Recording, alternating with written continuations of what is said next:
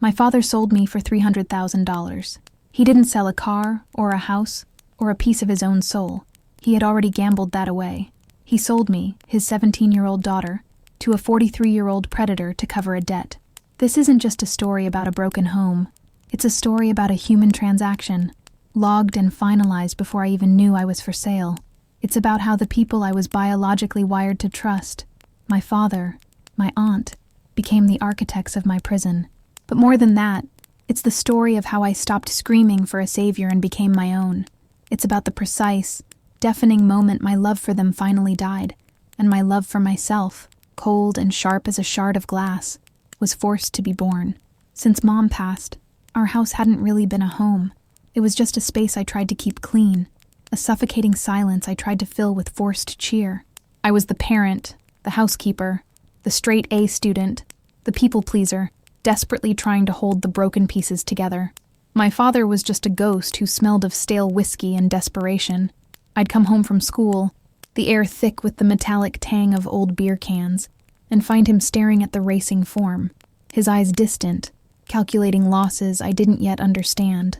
I was loyal to a fault, an idealist, still believing that if I just worked hard enough, loved hard enough, I could fix him. I thought I was his anchor. I didn't realize I was his collateral. My father, he wasn't always a monster. Or maybe he was, and I was just a child, refusing to see it. Before the gambling consumed him, he was the one who taught me how to ride a bike, the one who told me I was smart, the one who smelled like sawdust in safety. That memory was the cruelest part.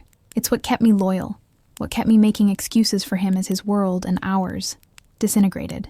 It's what made the eventual betrayal feel less like a stabbing and more like a slow, deliberate dissection. That memory was the leverage he used against me, long after he himself had forgotten the man he used to be. It happened on a Tuesday. I remember the smell of rain on the concrete outside, a clean, earthy smell that was the last normal thing I'd experience. My father called me into the living room. He was calm, too calm. That's what terrified me. There was no shouting, no panic, just a terrible, flat finality in his voice. "Arya," he said, not looking at me, "I have a debt, a big one, $300,000. I started rattling off solutions immediately. The fixer. I can get a second job, a third. I'll quit school. We can sell the house. I'll do whatever it takes, Dad. Just tell me what to do." He finally looked at me, his eyes hollowed out. "It's already taken care of," he said. "The debt is cleared. You're going to marry Olaf Nakalov." The name hit me like a physical blow. Olaf Nakalov, the Russian loan shark. He was 43, with hands that were always damp and eyes that lingered too long, like sticky fingers on my skin. He smelled of stale cigarettes and something sweet and foul, like spoiled whiskey. He was a creature from the shadows of my father's life. "Marry him?" I laughed. A short, sharp, terrified sound. "That's not funny, Dad. He's old. He's disgusting." My father's expression didn't change. "He's doing us a huge favor, Arya. He finds you charming. He's willing to forgive the entire $300,000 in exchange for the marriage contract." A contract. A piece of paper. I realized he wasn't asking me. He was informing me of a transaction that was already complete. I was the closing cost. My breath caught. The room felt suddenly, impossibly cold. "No," I whispered, then louder. "No, you can't. I'm your daughter. I'm 17. I grabbed my phone, my fingers fumbling for the lock screen. I'm calling the police. You can't sell me." Before I could even dial 9, he snatched it from my hand. He didn't just take it. He threw it against the wall with a violence that shocked me. The screen spider-webbed into 1,000 pieces. The sound of it shattering was the sound of my last link to the outside world dying. "You are not calling anyone," he said, his voice flat. "You're going to be a good daughter. You're going to fix this. It's the least you can do after everything I've done for you." That night, my identity as a daughter was annihilated. It was replaced by my new reality, human collateral. My home became my prison cell. I heard the rasp of a screwdriver outside my bedroom door. When I tried the knob, it wouldn't turn. I pounded on the wood, screaming until my throat was raw. "Let me out! Dad, what are you doing?" I heard the metallic click of a new lock sliding into place. Then another. He had installed locks on the outside of my door. I was his prisoner, waiting for delivery. My old life, already so strained, was over. My new one, a solitary, terrifying countdown to my wedding day had begun. The silence that followed was heavier than any argument we'd ever had. The prison was only part of the horror. The other part was the visitation. My father would unlock the door to let him in. Olaf. He would sit on my bed, in my room, while my father stood in the doorway, watching with that nauseating, complicit, pathetic smile. Olaf's presence was a sensory assault. The stale whiskey on his breath as he leaned in, the dampness of his palms as he'd reach for my hand. He'd put his heavy, hot hand on my thigh, his thumb rubbing small, vile circles, and I would freeze, my skin crawling, my stomach turning to acid. "You will make a good wife," he'd whisper, his accent thick, strong. "You will give me many sons, a good baby factory." I'd just stare at the crack in my ceiling, dissociating, praying for it to end. The worst part wasn't Olaf's crude propositions or his sweaty, groping hands. The worst part was the man in the doorway. My father. He watched it happen. He watched this predator touch his daughter, his 17-year-old child, and he did nothing. He just smiled, that weak, pathetic smile of a man getting what he wanted. That was the first break. The moment my core belief in familial love, the one thing that had kept me going since Mom died, began to fracture. He didn't just sell me. He was overseeing the delivery. He was ensuring the product was satisfactory. The indifference in his eyes was a wound far deeper and more permanent than any physical threat Olaf could pose. I stopped eating. It was the only thing I could control. If I was going to be an object, a piece of property, I would make myself a worthless one. I would become frail, sick, undesirable. I lay on my bed, the springs digging into my hips, and let the hunger gnaw at me. It became a strange companion, a sharp, clear pain that grounded me, a pain that I was choosing. I'd listen to my father moving around the house, the clink of a glass, the drone of the TV, and I'd feel a new kind of hatred, a cold, pure thing that settled in my empty stomach. He was living his life, just on the other side of the door he had locked, while I was in here, actively trying to waste away. Olaf's visits became more frequent, and my starvation only seemed to amuse him. He'd bring food, greasy, pungent things in paper bags that I refused to touch. The smell of fried chicken or sweet pastries would fill my small room, a new kind of torture, mixing with the ever-present scent of his cigarettes and foul, sweet breath. "You must eat, Malishka," he'd murmur, his eyes crawling over my shrinking frame.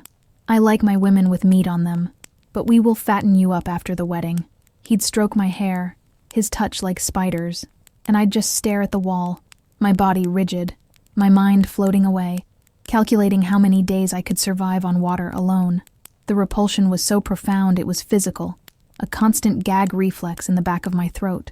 I was at my absolute lowest point, a ghost in my own room, subsisting on tap water from the adjoining bathroom, my bones beginning to feel sharp beneath my skin. I was hopeless, convinced this was the end. I'd drift in and out of a hazy sleep, my dreams filled with the sound of clicking locks and my father's blank, smiling face. Then, one afternoon, a new sound, a sharp, insistent knocking on my door. Not my father's shuffle, not Olaf's heavy pound. Arya, honey, are you in there?" It was a voice I hadn't heard in years. My Aunt Rachel, my mother's sister, the black sheep my father had cut off. My father unlocked the door, and she pushed past him, her eyes wide with a theatrical, manufactured horror. "My God, Robert, what have you done to her?" she hissed, rushing to my bed. She was all perfume and noise, a whirlwind of feigned concern. She gathered me in her arms, and despite myself I clung to her. The scent of her expensive perfume, something floral and sharp, was so different from the stench of my room. It was intoxicating. "You're sick. You're starving," she whispered, stroking my hair. Then she turned on my father. "Get out," she commanded. "Get out and let me talk to my niece. You should be ashamed." To my shock, he actually listened, shuffling out and closing the door, though I knew he was just outside. "Arya," she whispered, her voice dropping to a conspiratorial hush. "I know what he's doing. I know all about Olaf." She pulled a granola bar from her purse, her hands shaking. "Eat this, slowly." The cellophane crinkled, a sound as loud as a gunshot in the silence. "This happened to me too, you know. A long time ago. My own father tried to marry me off to a monster to settle a debt. I escaped. I stared at her. the sweet, nutty taste of the bar exploding in my mouth, the first real food in days. It tasted like hope. It tasted like a lie. But I was too desperate to care which it was. She became my lifeline, or so I believed. She visited every day for a week, each time bringing hidden food, apples, sandwiches, small bottles of juice, which I devoured like a starving animal after she left. She was the perfect savior, her eyes full of what I mistook for empathy. He's a monster, Arya. Your father. He's not the man your mother married. He's sick. She'd hold my hand, her skin soft, her nails perfectly manicured. She was painting a picture of a shared trauma, building a bridge of trust between us that was based on the most insidious lie. I've been through this too. I soaked it in, my belief in her becoming the only solid thing in my disintegrating world. I have a plan, she said on the third day, her voice barely a breath. I'm going to get you out of here. She explained it all. A bus ticket to another state, a friend who would take me in, a new life. But you have to be strong. You have to pretend. You have to eat. We need you healthy for the journey. That's when she pressed something small, hard, and cold into my palm. A disposable phone. Keep this hidden. On silent. Don't use it for anything. The night before the wedding, I will text you. We will go, and you will never have to see these bastards again. The weight of that phone in my hand felt like the weight of my entire future. The hope she gave me was a drug, more potent than any food. It was a cruel, brilliant strategy. It rebuilt me just enough to make the final betrayal possible. I began to eat what she brought, my strength slowly returning. I played the part of the compliant, broken daughter for my father, and the fearful but obedient fiancé for Olaf. I let him pat my hand, my skin crawling, but my mind was miles away, fixed on the image of a bus pulling away from the station.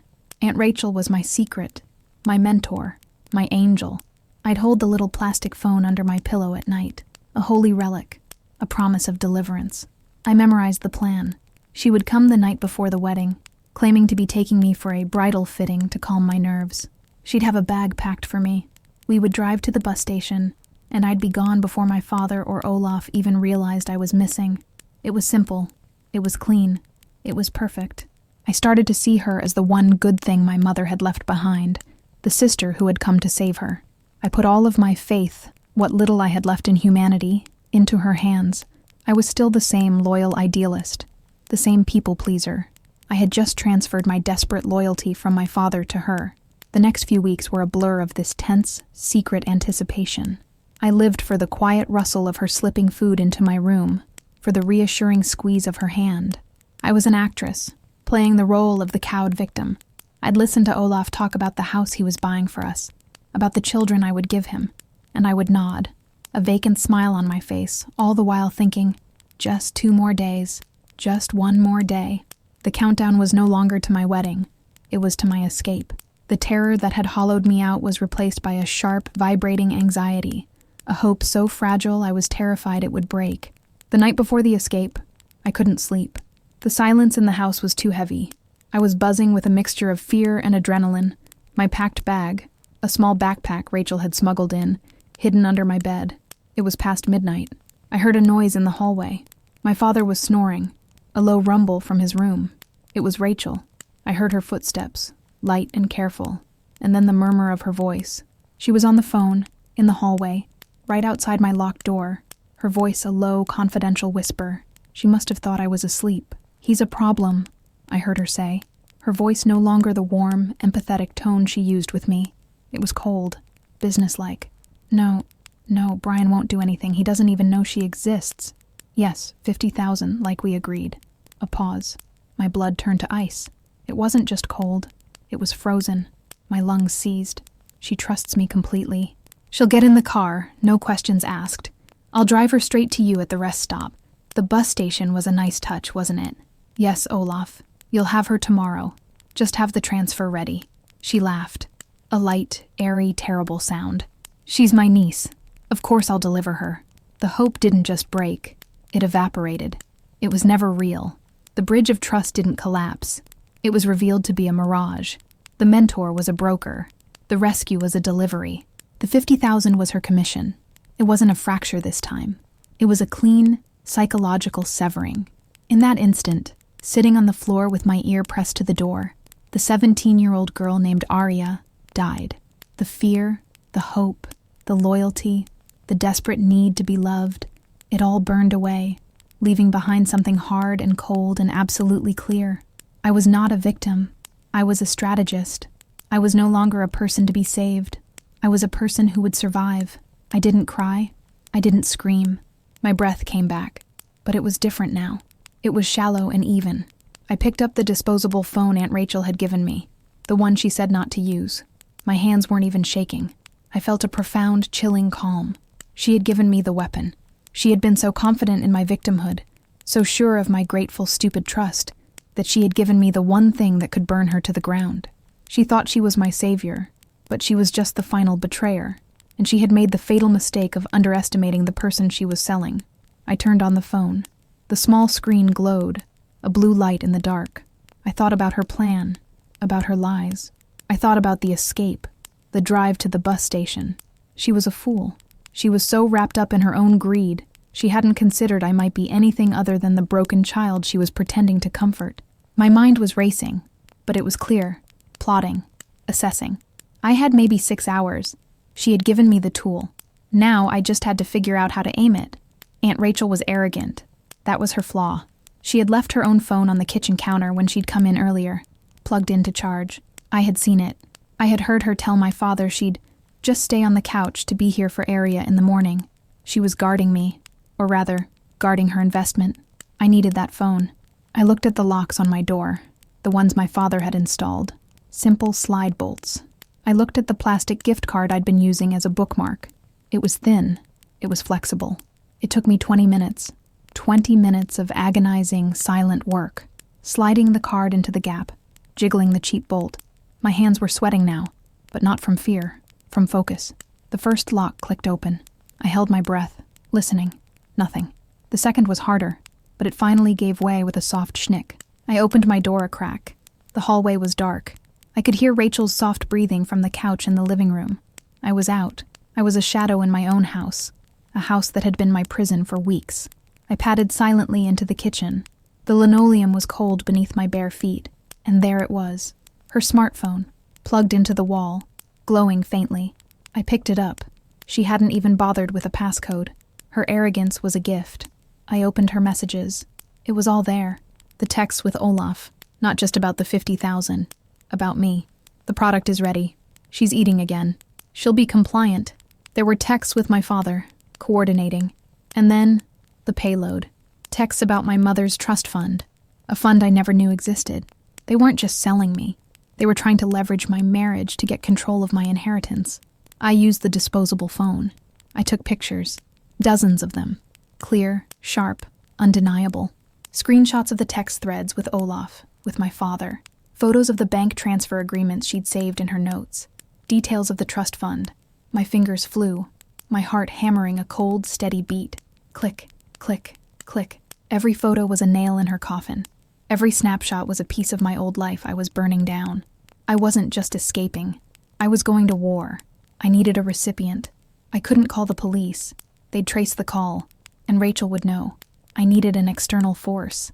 And then I remembered Uncle Brian, my father's estranged brother, the responsible one, my mother used to call him. He'd sent me a birthday card once, years ago, with his email address inside.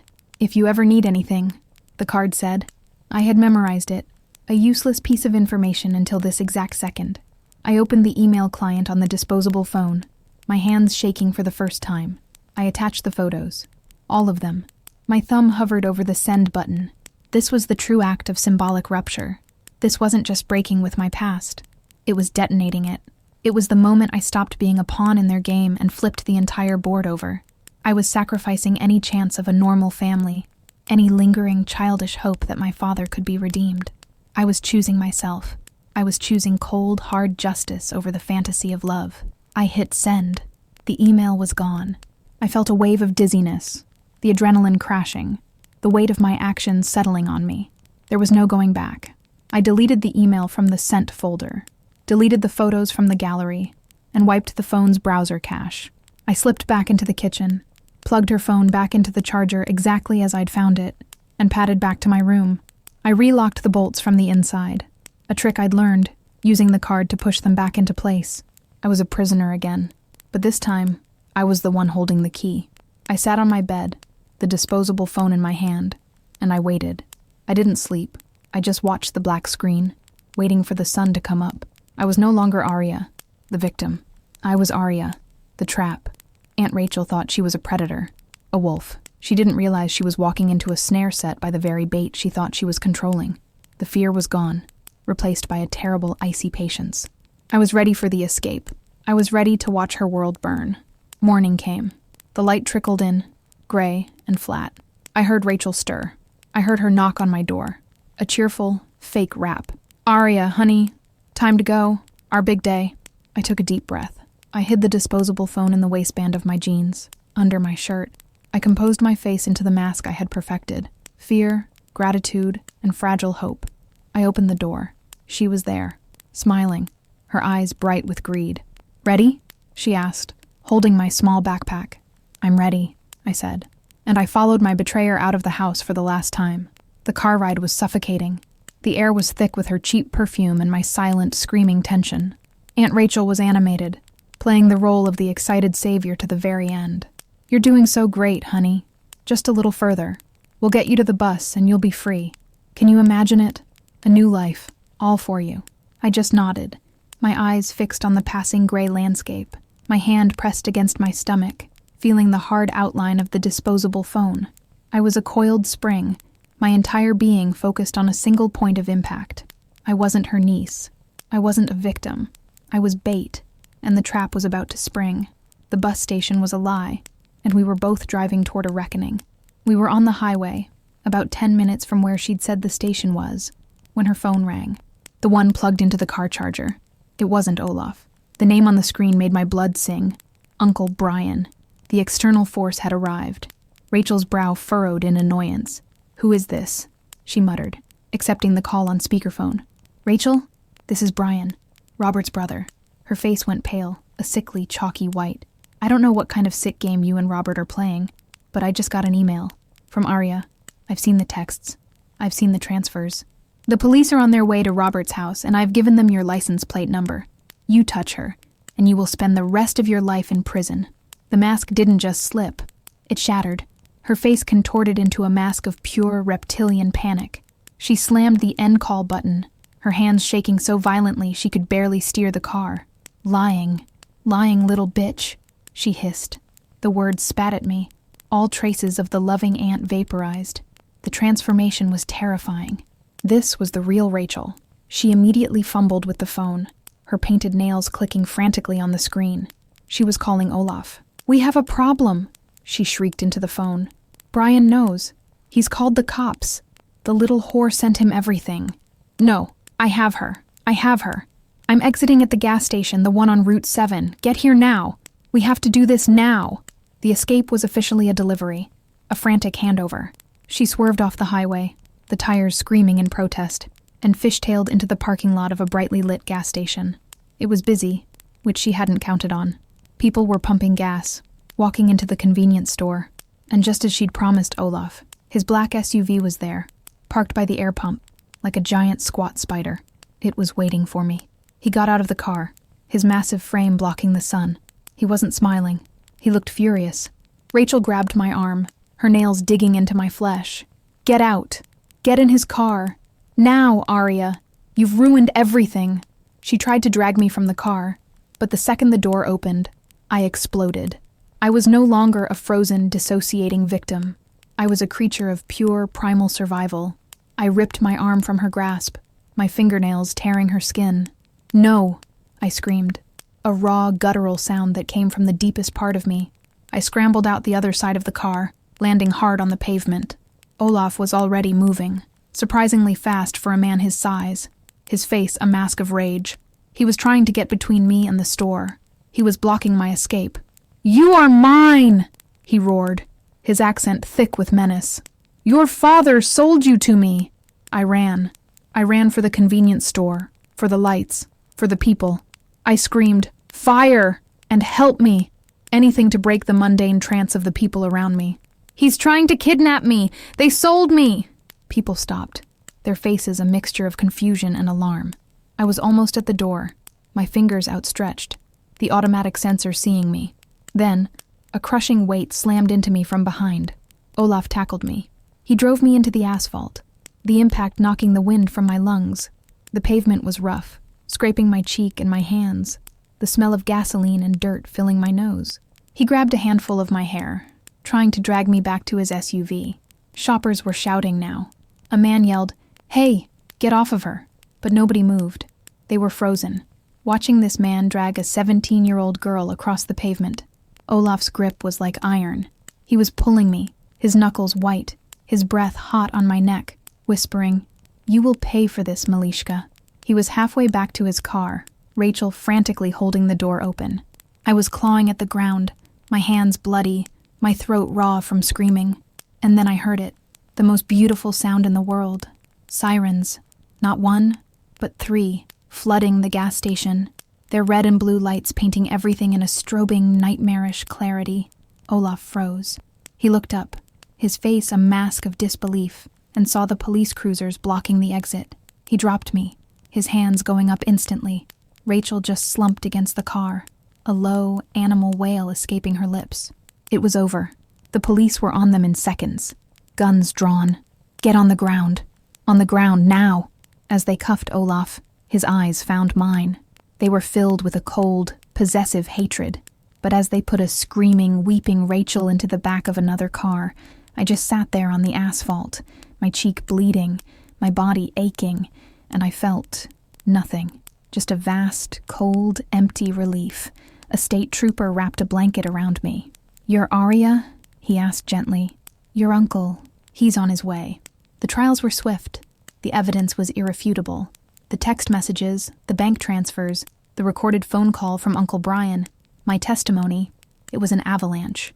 My father, Olaf, and Aunt Rachel all tried to turn on each other, a pathetic display of rats in a cage. But the marriage contract my father had signed was the final nail. Olaf got 15 years for conspiracy to commit kidnapping, human trafficking, and a slew of other charges. Aunt Rachel got 10 for her role as the broker, and my father got 12, not for selling me. That, disgustingly, wasn't the core charge, but for kidnapping and false imprisonment. He had locked his daughter in her room to facilitate a crime. The victory was bitter. I didn't feel joy, just a profound emptiness. My entire family was gone, erased by their own greed. The other revelation was my mother's trust fund. The money they had all been fighting over, the inheritance they were trying to leverage, was now legally mine. Uncle Brian, who had taken me in without a moment's hesitation, helped me secure it. He and his wife gave me a room, a space to breathe, a quiet place to heal, where the doors only locked from the inside. The money wasn't a windfall. It was a responsibility. It was my mother's last act of protection. I used it not for luxury, but to go to college, to build a future, to study social work, to become the person I had needed when no one was there. The ghosts began their parade almost immediately. Letters started arriving at Uncle Brian's house, forwarded from the various correctional facilities. Letters from Rachel, filled with self-pity and blame. Letters from my father, steeped in a sickening, hollow remorse. They were attempts to re-establish a connection, to plant the seeds of guilt and obligation. "I am still your father. You've destroyed this family. How can you do this to me?" I read the first one, and it just made me feel cold. They still didn't see me. They only saw what they had lost. They weren't sorry for what they did. They were sorry they got caught. The final confrontation wasn't in a courtroom or a gas station. It was quiet, and it was entirely on my terms. It was my 18th birthday. I had been living with Uncle Brian for almost a year. A new letter arrived, this one in my father's familiar, looping script. It felt heavy, probably filled with pages of excuses and justifications. I stood in the entryway of my new home, the smell of coffee and the sound of Brian's wife, my Aunt Clara, laughing in the kitchen, the sounds of a normal, safe life. I looked at the envelope, at the return address from the state penitentiary. I saw my name, Aria, written by the same hand that had signed the contract selling me. I didn't open it. I didn't need to. His words were meaningless. His excuses were poison. Any lingering, childish fantasy of the father he used to be, the one who taught me to ride a bike, died in that moment. That man was gone, and this new one was a stranger I had no obligation to. I picked up a black marker from the kitchen drawer. I wrote 5 words across the front of the envelope. Return to sender. No longer at this address. It wasn't an act of anger. It was an act of administration. It was a refusal of his sorry. It was the final, definitive refusal of forgiveness. A boundary drawn in cold, black ink. I dropped the letter back in the mailbox, the red flag clicking up. As I walked away, I didn't feel triumphant. I didn't feel victorious. I felt peace. A quiet, sturdy, self-made peace. My new life wasn't about them.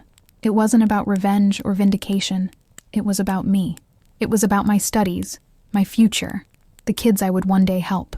The corrosive nature of my father's addiction had consumed my family, but I had refused to be consumed with them. I had learned the hardest lesson. Self-reliance is not a weakness, and the only savior you can truly count on is the person you see in the mirror. Their fates were just static, a distant noise from a life I no longer lived. I had survived, and for the first time, I was free.